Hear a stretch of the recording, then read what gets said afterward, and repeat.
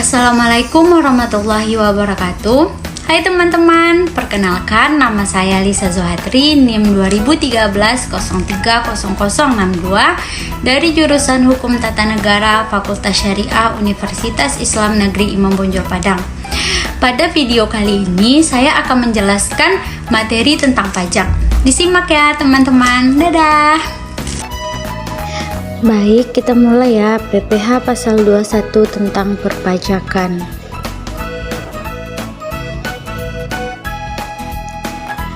Apa itu PPh 21? Yaitu pajak penghasilan pasal 21 atau yang dikenal dengan sebutan PPh 21 adalah pajak atas penghasilan berupa gaji, upah, honorarium, tunjangan dan pembayaran lain dengan nama dan dalam bentuk apapun yang sehubungan dengan pekerjaan atau jabatan, jasa, dan kegiatan yang dilakukan oleh orang pribadi subjek pajak dalam negeri.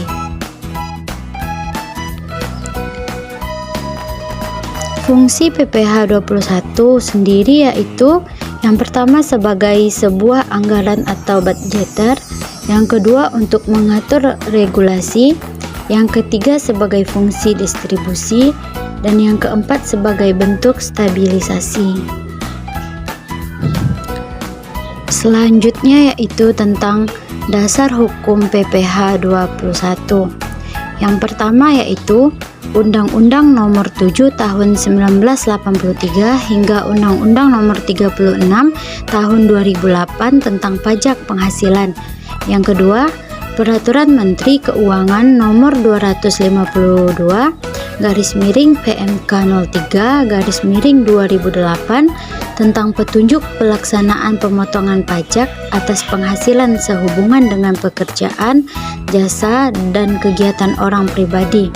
Yang ketiga, Peraturan Pemerintah Nomor 68/2009 tentang tarif pajak penghasilan pasal 21 atas penghasilan berupa uang pasangan, uang manfaat pensiun, tunjangan hari tua, dan jaminan hari tua yang dibayarkan sekaligus.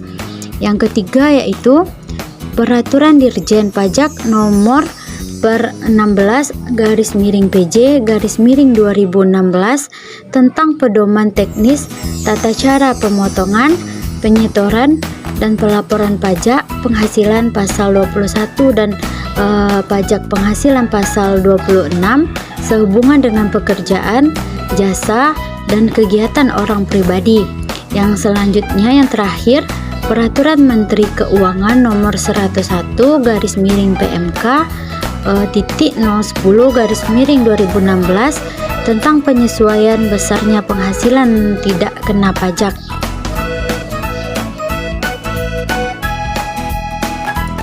Tarif PPh 21.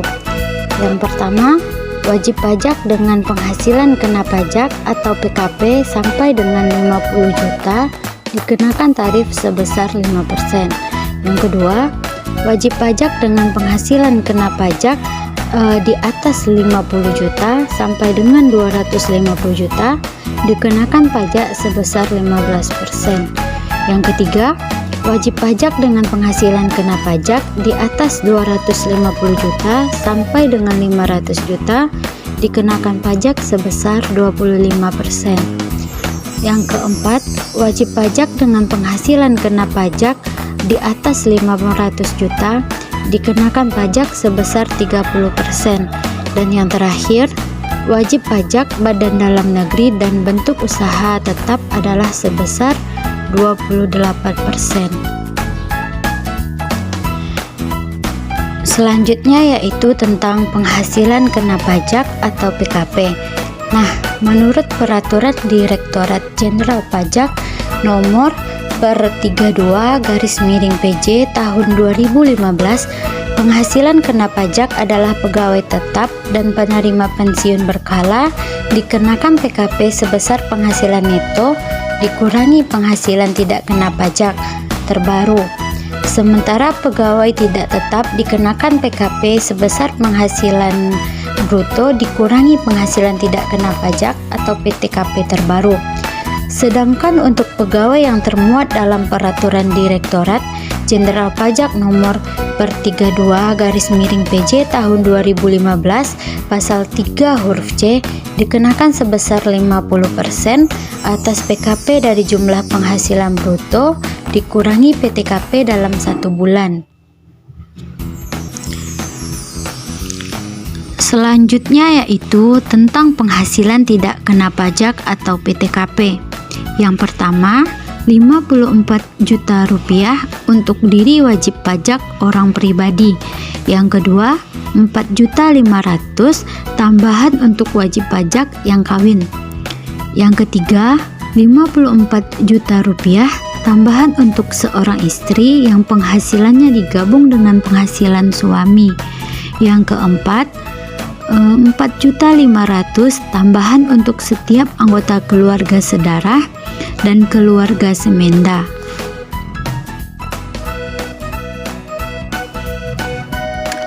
Selanjutnya yaitu tentang pemotong pajak PPh. Yang pertama yaitu memberi kerja, yang kedua bendahara kas pemerintah, yang ketiga dana pensiun, yang keempat orang pribadi, dan yang kelima penyelenggara kegiatan. Selanjutnya yaitu tentang menghitung PPh 21 karyawan tetap. Pegawai tetap adalah pegawai yang menerima atau memperoleh penghasilan dalam jumlah tertentu secara teratur, termasuk anggota Dewan Komisaris dan anggota Dewan Pengawas, serta pegawai yang bekerja berdasarkan kontrak untuk suatu jangka waktu tertentu yang menerima atau memperoleh penghasilan dalam jumlah tertentu secara teratur. Sebagai contohnya yaitu Randy merupakan pegawai pada perusahaan PT Sejahtera, menikah tanpa anak, memperoleh gaji 8 juta rupiah. PT Sejahtera mengikuti program BPJS Ketenagakerjaan, premi jaminan kecelakaan kerja, dan premi jaminan kematian yang dibayarkan oleh pemberi kerja atau perusahaan dengan jumlah masing-masing 0,50% dan 0,30% dari gaji. PT Sejahtera menanggung iuran jaminan hari tua setiap bulan sebesar 3,70% dari gaji, sedangkan Randy membayar iuran jaminan hari tua sebesar 2,00% dari gaji setiap bulan. Di samping itu, PT Sejahtera juga mengikuti program pensiun untuk pegawainya. PT Sejahtera membayar iuran pensiun untuk Randy ke dana pensiun yang pendiriannya telah disahkan oleh Menteri Keuangan setiap bulan sebesar Rp200.000.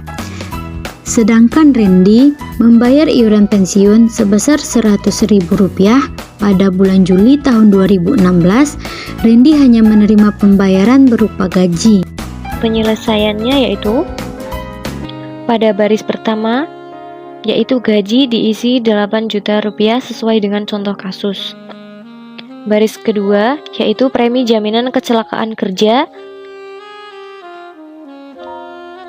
yaitu 40.000 didapatkan dari 0,5% dikali gaji 8 juta. Kemudian premi jaminan kematian sebesar 24.000 didapat dari 0,3% dikali gaji. Lalu penghasilan bruto adalah jumlah seluruh penghasilan wajib pajak pegawai meliputi gaji, pensiun, tunjangan, honorarium, imbalan, premi asuransi, bonus, dan lain-lain yang diperoleh oleh pemberi kerja. Berarti ini dijumlahkan semua ya teman-teman. Lalu hasilnya 8.064.000.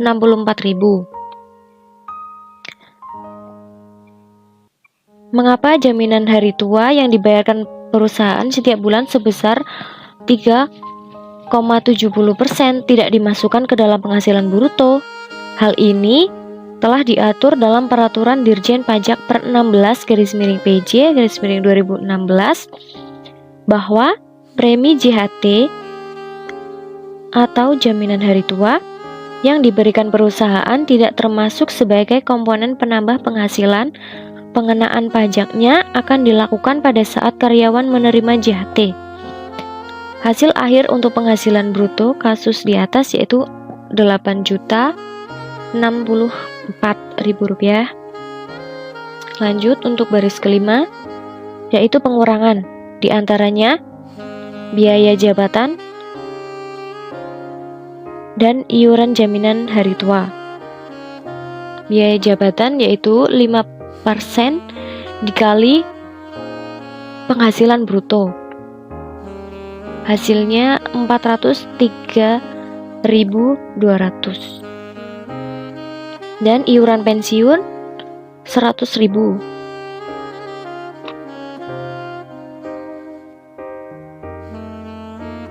Dan iuran jaminan hari tua 160.000. Lalu di jumlah ada 663.200 rupiah. Selanjutnya penghasilan neto sebulan.